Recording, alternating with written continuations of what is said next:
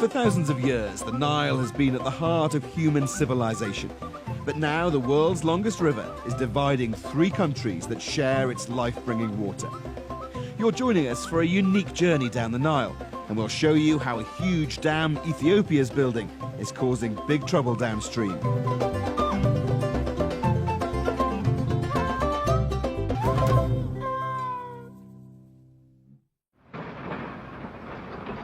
This is the Grand Ethiopian Renaissance Dam, and it's what our whole story's about.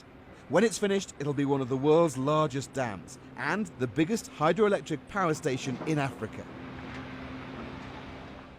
Well, it's sweltering hot here, standing overlooking this incredible sight of this dam. You look over that far corner, you can see that's the final height it's going to be.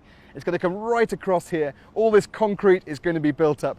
It's going to be 1.8 kilometers across. That's well over a mile across, and about 170 meters deep.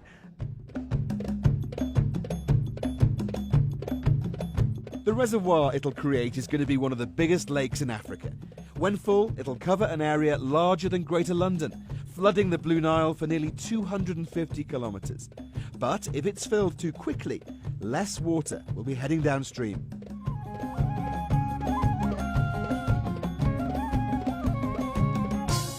People in Yasser Mahmoud's village don't have electricity. For them and for 70% of Ethiopians, that's 70 million people, it'll make a massive difference. It's why people are paying for the dam through taxes and a lottery. Modernization's already changing life in the capital, Addis Ababa. Ethiopia wants to lift its fast-growing population out of poverty. Look at all the building work that's going on. Growing the economy's everything, but the speed of change has a cost. There's not much freedom of speech here. This remarkable spot in Sudan's capital, Khartoum, is where the Blue Nile from Ethiopia and the White Nile meet on their way to Egypt. The dam will regulate the river's flow and reduce flooding, which is great news for Sudan's farmers.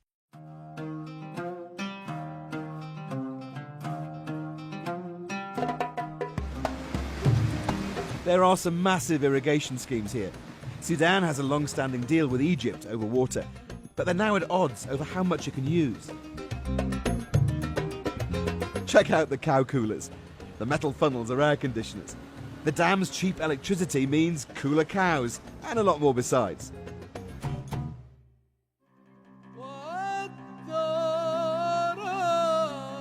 So on our journey heading north up the Nile, Sudan is now siding with Ethiopia over this dam. Regional rivalry goes back thousands of years, to the time of the Sudanese pyramids. The whole of Egypt was once ruled from here in Sudan. Powers rise and fall.